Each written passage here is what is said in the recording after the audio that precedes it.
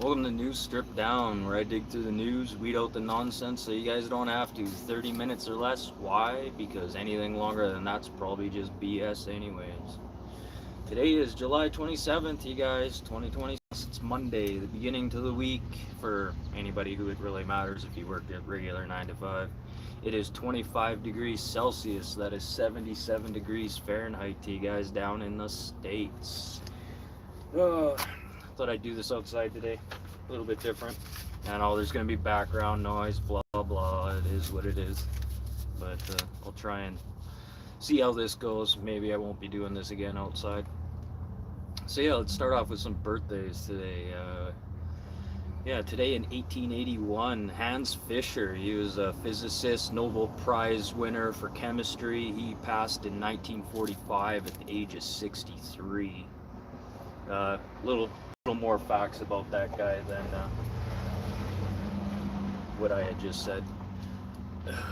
Okay, don't get mad. Okay, then today in 1906, Leo Durocher, he's a baseball player and manager. He was known for his 95 career ejections in MLB, ranking only the 4th when it comes to ejections. And then also his 2009 career victories, also being like 10th in that listing. He passed in 1991 at the age of 85. Today in 1948, Peggy Fleming, she is 78 years old today. She's known for her 1968 Olympic figure skating. Ooh, and another figure skater today, born in 1958, Christopher Dean. He's 68 years old today. I don't know. Would you want your kid born on July 27th now? There's sure a lot of figure skaters on here. I don't know. I'd try and hold it off a day or two. Keep that baby in. Keep that baby in. And then today in 1976, Dennis Habis, he's 54 years old, or he's 50 years old today. He's the CEO of DeepMind AI. Also a major tech guru and game designer. And then Jordan Spieth today is oh no, I messed that one up, but whatever. So yeah, that's birthdays for you today. That Hans Fischer guy, there's a lot more to him than more than meets the eye. The guy's he was up to no good. He ended up offing himself at the end of towards the end of World War II, right before Germany fell. But he was getting into some pretty crazy stuff, that guy. So yeah, this is the news. News stripped down, 30 minutes or less. Why? Because anything longer is just BS. Today is July 27th, 2026. It's Monday. It's 25 degrees Celsius and 77 degrees Fahrenheit to you guys down in the States. Can't believe I put a C at the end of that one. So yeah, let's get into the news today here. Lots of crazy stuff happened over the weekend, but let's just get into what's happening here and now. China has placed export controls on 14 European entities, blocking them from getting dual-use items that can be used for both civilian and military use. And this comes down to a direct retaliation to the EU, the European Union, blocking 14, exactly 14 for 14, an eye for an eye, blocking 14 Chinese companies. And this is a part of the EU's kind of fight against Russia. So they're going after China, trying to go after Russia. So I don't know. I don't really. Well, and then think about it. The EU right now, their supply chains when it comes to oil and natural gas is coming from Russia. A lot of these sanctions and that are against Russian natural gas and oil have to be used in the EU because of what's happening in the Strait of Hormuz. So instead of going after Russia some more, I guess they're going to start putting pressure on China, and China's throwing the pressure back with another 14 sanctions on those other companies, on EU companies. I would get into the list of the 14 companies, but we're talking about 28 countries, or 28 companies in total here, so I'm not going to list them all off. And then over to the UK, yeah, getting some international news going here. So the UK's Rosebank drilling rig is facing more delays, possibly months after dropping some equipment into the sea. The Rosebank facility is located 80 miles or 128 kilometers northwest of Setland. This site is supposed to be producing around 300 million barrels in its just total lifespan. Uh, and and they're thinking that they should have these facilities up and running by 2027, but like with the delays and stuff that they've been having, and then some chatter here, like some MPs are saying here that this is going to help tackle living costs. Yeah, BS, absolute BS. And what's kind of funny is Chevron had looked at these oil wells already, and Chevron dropped the project because they said it wasn't financially feasible. Like for what they'd have to put in, they wouldn't get back, or it was be like a fair breaking trade. And like looking at 300 million barrels until like its shelf life ends, it's really not a lot of barrels of oil if it comes down to it. Oh, what's up, Grizzly Warrior? Oh, you're coming from Grizzly Warrior. Okay, I get it. What's up, Best Strong? So yeah, if Chevron dropped that deal, why did the UK decide, hey, let's dump this money into these like projects right now? And it's delay after delay with these things. And whether it's like financial delays, it's environmental delays and like court delays. Like this is just absolutely insane. And then a lot of like, even so, with the amount of oil that they're going to pull out of there, it's going to be the UK taxpayers that are going to have to pay for all this cleanup in the first place. So really, it just doesn't add up. And then for the UK to sit there and still trying to feed this project, like a lot of investors right now are pulling their funds out of there. They don't see it feasible. They don't see a return on this. If you want to burn some money, put it in that Rosebank drilling sites outside of the UK there. Yeah, and then just the terrain, the ocean in that area is very rough, very cold. And you're going to be getting like icebergs and stuff along there too. Oh, you are Grizzly, okay. Sorry. And then over the United States here, this is interesting. So a New Jersey company called Holtec International is trying to, well, they have been trying to start up this reactor in Michigan. And this is one of Michigan's oldest power plants that was shut down in 2022. And then to restart a nuclear reactor, this has never been done before. Holtec said it would take about two years to revamp this shuttered reactor along the Lake Michigan. They're looking at the cost over the past two nuclear reactors that they've built in the United States in the last 10 years. And both of those last two reactors they've built have doubled in building costs. Just like just what was expected, balloon that to like almost 100%. So they were looking at this Holtec looking at this as like, okay, well, if these new nuclear reactors, well, how much more would it cost us to just revamp these old reactors that have been shut down? Well, it's turning out to be a lot harder than what they thought, because Holtec here has been working on this for 4 years now, you guys. 4 years. Still have yet to produce any power. And this is mostly because of these are going to be items and projects that have to be built and that have never been built before. So these are going to be one-off items that are going to be specifically put in this aging.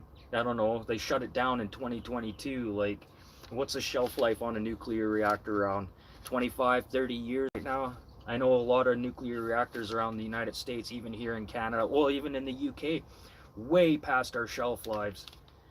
And to just say to start up a reactor again, it's not as easy as it sounds. I think this Holtec here is just burning money when it comes to trying starting up an old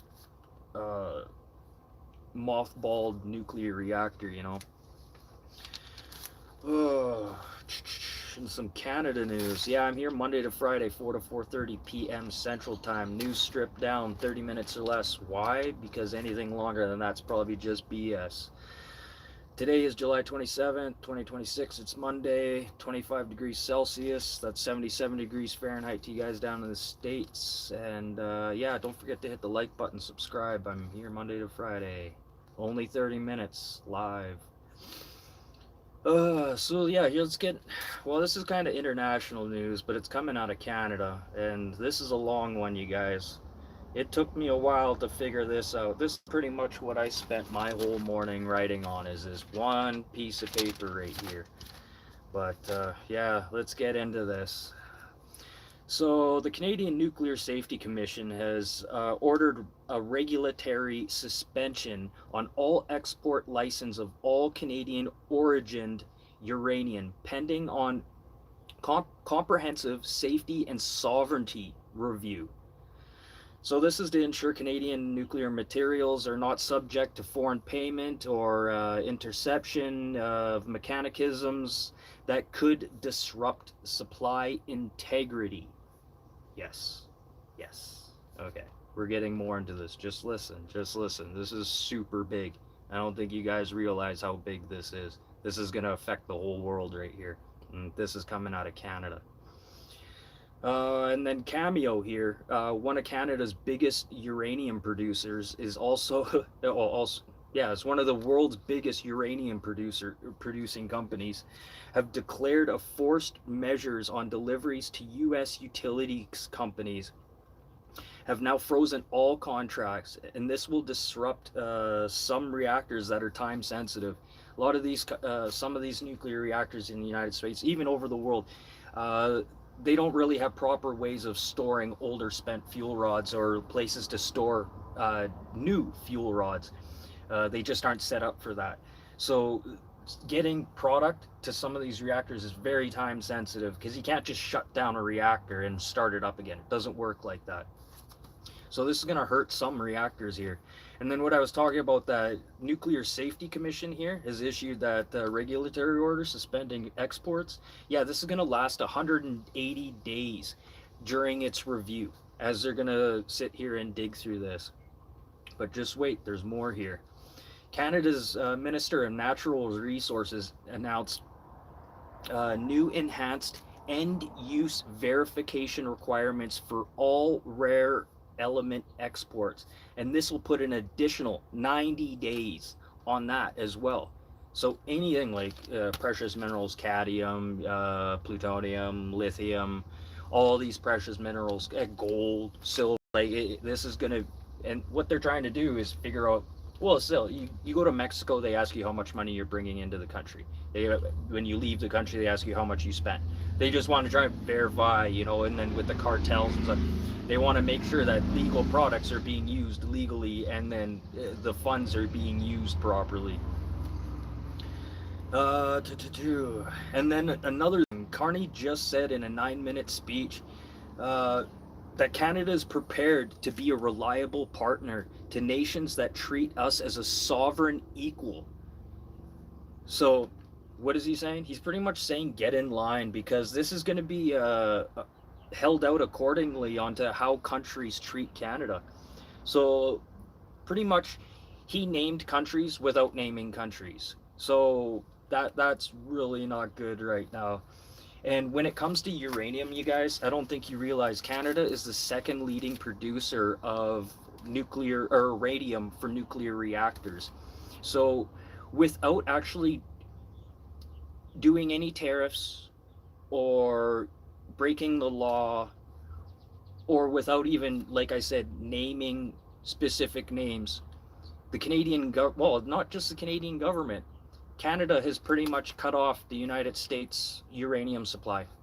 Not only that, initially right now, we've pretty much cut off all of the uranium supply that is coming into Canada until it has gone through this review. And by the sounds of it, the kind of cooperation we have with other countries, they're going to get put to the front of the bus. And companies or nations that don't want to agree with us, or have some form of retaliation against our sovereignty, you're going to get put to the back of the bus. And this is like Doug Ford, Premier Doug Ford of Ontario. He kept saying, let's cut the power to the United States. Let's cut the power to the United States. That is a direct retaliation. And that's going to have direct results. And that's going to have direct consequences.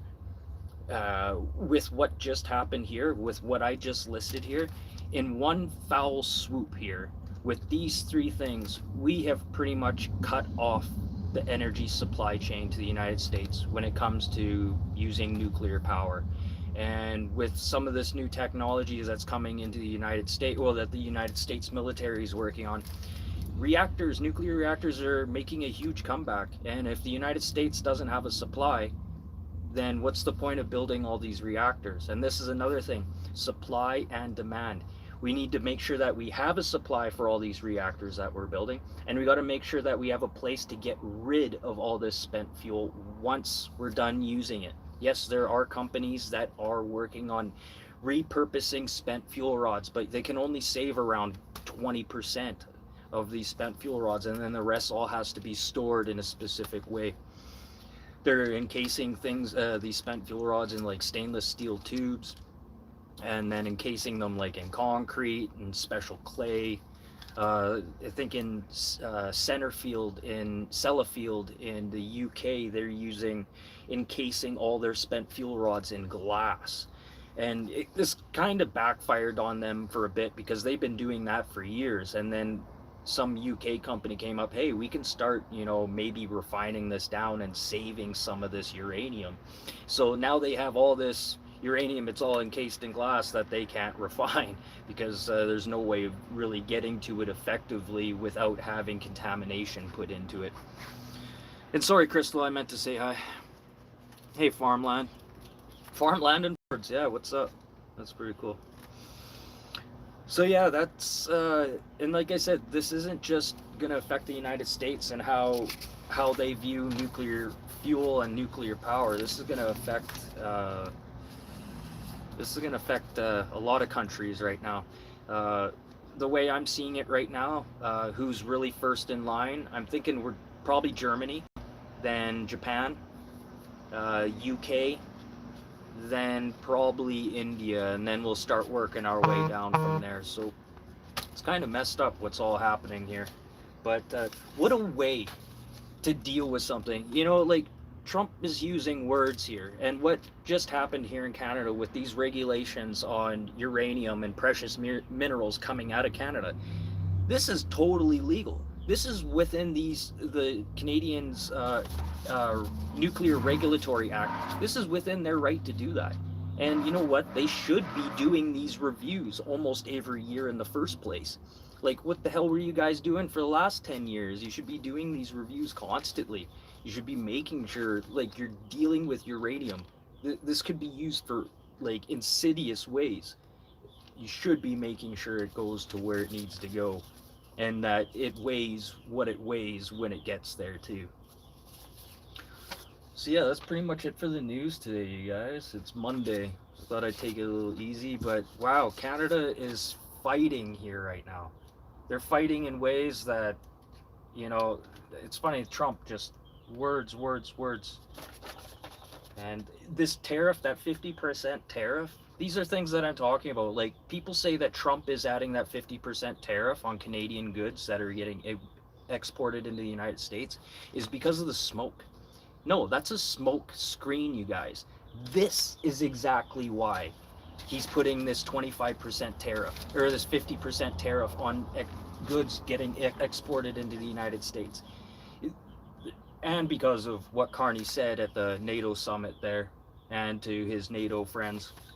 Like, I don't think Trump realizes how much of a full deck of cards that Carney has here with his background, with the Bank of England, Bank of Canada, and his ties to BlackRock and a lot of these major investment firms. And another thing, before Carney did that speech, he made a bunch of phone calls. One of the phone calls had to have been with some foreign investors or some major banking investors, possibly BlackRock CEOs, because as soon as he announced that he was going to be uh, doing this agreement where, hey, we're only going to deal with countries that recognize our sovereignty, the price of uranium went like crazy through the roof. And pretty sure BlackRock and a few other major firms made some big money because that just created uncertainty of the uranium market throughout the world, not just the United States. And I could just imagine see what like a politicians right now are doing right now. And this, you guys, hasn't been in the news yet. This is still hasn't been in the news. So I'm glad to be one of the first people to break this news, because this is massive. This is massive. Canada controls 50%. Well, no, it's the second highest leading producer of uranium. So it's going to be interesting. Oh, so yeah, that's it for the news today, you guys. I got a few things that happened today in history that are worth talking about. So yeah, I'm here Monday to Friday, 4 to 4:30 p.m. Central Time. News stripped down, 30 minutes or less. Why? Because anything longer is just BS. Good facts, good news. That was a good news day. That last little bit I talked about, you guys, that took me a lot of digging to find. You're not going to find that stuff on CBC or CNN or Fox News. But just wait. Just wait. The only way you're hearing about it is Trump putting more tariffs on Canada and blaming it on our stock. So yeah, things that happened today in July 27th. Today in 1866, the first transatlantic telegraph cable comes ashore in Heart's Content, Newfoundland. Yes, there's a place in Canada called Heart's Content. It's in Newfoundland. It's a real place. Yes, it's real. Just trust me. And that was 160 or 1,686 miles of cable that went through the ocean. That's crazy. Just for one telegraph cable. Like, you can't even talk on there yet. Hello, hello. Like, that's crazy. That's crazy. 1866. And then think about that. They were doing stuff like that, putting cables across the ocean. Imagine doing that in a boat. The boats back then. That would have been interesting. It would definitely be a feat of history for sure. I don't know why more people don't talk about that. That should be like on like, you know, at least that should be on Canadian money at least.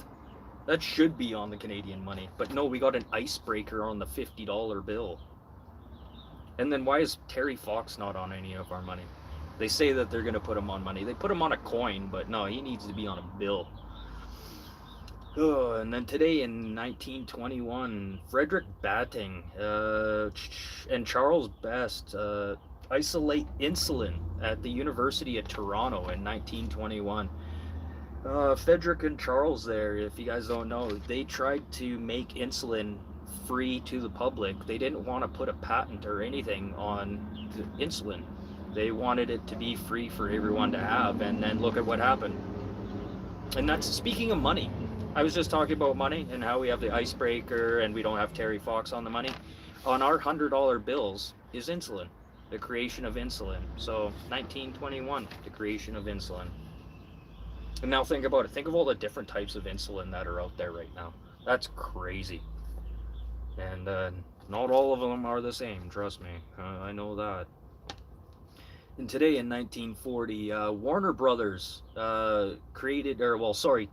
Tex Avery and Bob Givens from Warner Brothers created Bugs Bunny for the first time, 1940. I remember Tex Avery. I didn't know the Bob Givens guy, though. And then how could you forget Tex? The guy who created Bugs Bunny, his name was Tex.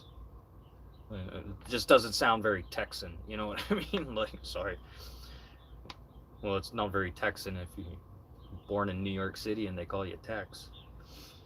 And today in 1982, Alan Menken's musical Little Shop of Horror opens on Broadway at the Orpheum Theater in New York City. You guys, if you haven't seen the movie Little Shop of Horror, the musical, great movie, great cast. The dentist scene, or the dentist song has to be my favorite scene, where you're like, I'm a effing dentist. Where he likes to hurt people and create pain. He's like a sadomasochist. And then the guy who likes to get, what is it, Bill Murray. Bill Murray comes in and he starts like ripping his teeth out. He's like, yeah, baby, yeah. He like gets off on it. Then he ends up ODing on nitrous oxide. Was that, Steve Martin. Steve Martin ends up ODing on nitrous oxide.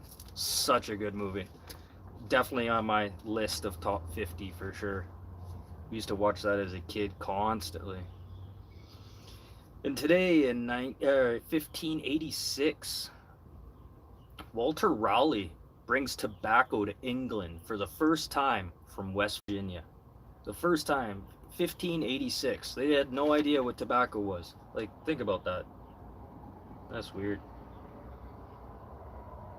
You know, it's kind of like here, yeah, they traded tobacco for alcohol and stuff like that. That's kind of weird. But yeah, that's it for the news today, you guys. I might be back for tomorrow's show. We'll see what happens. I got some running around I gotta do. See if I have some time. You're live. You haven't crashed yet, 2-4. Hope you're having a safe trip, man. Safe journeys. That's quite the jaunt, man. I was just talking about the East Coast. Maritimers. Speaking of Maritimers, we got some ex-Nova Scotians in the house now. You're ex-Nova Scotian now. And it'll be great once you get to Alberta. Be like, where are you from? Alberta. Alberta. That'd be so good, man. But if you don't pass through here, no worries, man. It is what it is. I know what it's like traveling. I kind of want to just get from point A to point B too.